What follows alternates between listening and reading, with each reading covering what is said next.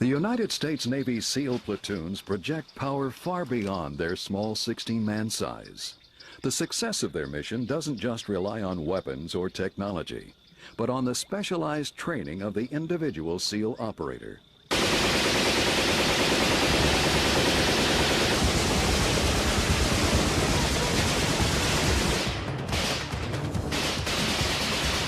They come from all walks of life, from all across the American landscape.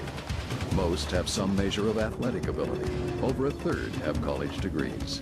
They all share a common goal: to become a member of the most elite team in the world, the United States Navy SEALs.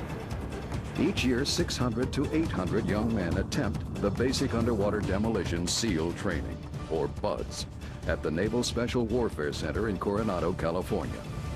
But only 1/3 complete the rigorous 25-week transition from sailor to SEAL. Let's go! This is the story of one such group, Class 224. You get treated like the absolute lowest form on earth, and you really got to find it within yourself to say, you know I can do it, I know I can finish it, I know I can do anything they throw at me. That's where it builds character. If you find out if you got it in yourself, if you can just block everything out and just focus on that brass ring, of getting through this 6 months of hell. First phase is really the phase that's going to separate the men from the boys. These guys come here, they really don't know what to expect, so we're going to push them. We're going to push them hard. We're going to see what they have. And the guys that want to be here, no matter what we do or say, they want to be a SEAL, they're going to be a SEAL. That's all there is to it. Physically, BUDS is a real butt kicker. Just having the mental fortitude of not only trying to get through the PT sessions, but also getting through the lack of sleep, having instructors on your back, being hurt all the time. All those things start taking a play in it during the day, and it's just having the idea of there's nothing that's going to stop me from finishing this training or finishing this evolution. That's what gets you through it. I believe that BUDS builds teamwork and character by weeding out the weak, bringing the strong together to survive the training. I don't think any one man can make it alone through BUDS. I'm going to stay in this position until you guys lock it up. I'll just stay here all day. I'd say the obstacle courses never blow my expectations. It's some of the best training you can get. Because you got to think on your feet, you got to act, you got to move, you got to be fast, you got to be safe.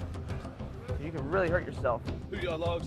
Attrition in first phase is pretty high. Just like I say, it's a really fast-paced phase, and these guys are constantly moving and grooving every second of every day, except for when they're eating.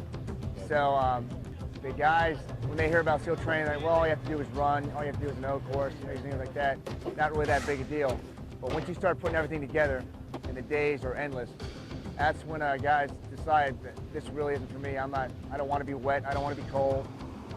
This pace right here is not for me. Because that's what's going to happen when they leave here, they go to SEAL team. The pace is just like that, it never ends. Just about everything at BUDS is a timed evolution or it's a race. It builds camaraderie with the guys.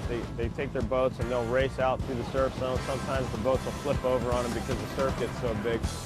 It's quite an experience to be paddling in a rubber boat and facing this 8-foot wall of water coming at you. It's just going to destroy you and send you tumbling around. And there's almost like a washing machine effect in the water. What we're looking for from a recruit, number one, he has to have the physical skills to complete the training. Two, he has to have the mental aptitude, because we're not just a bunch of knuckle draggers. You have to have some mental skills as well. 42-10. We don't look for any kind of personality. There's all sorts of different kind of personalities in the teams.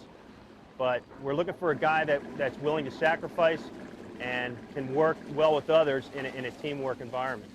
I think the evolutions that cause most problems are the water evolution. Some of these kids are from Wyoming, different places where they haven't even seen the water, or at least the surf zone. They're not really too comfortable in the water. And you're doing drown proofing where your hands are tied behind your back, your feet are tied up. They don't like that. Drown proofing, I think it's more of a mental thing than a physical evolution. It's all about trying to stay calm and being comfortable in the water. Half of our class failed it the first time they went through, and I think it's just because they have a mental block of the idea of not having control. You just gotta, have confidence in yourself and saying, I've done this before, I can float on the water. 3,000 guys have done it before I have, why can't I do it? It's a mental thing.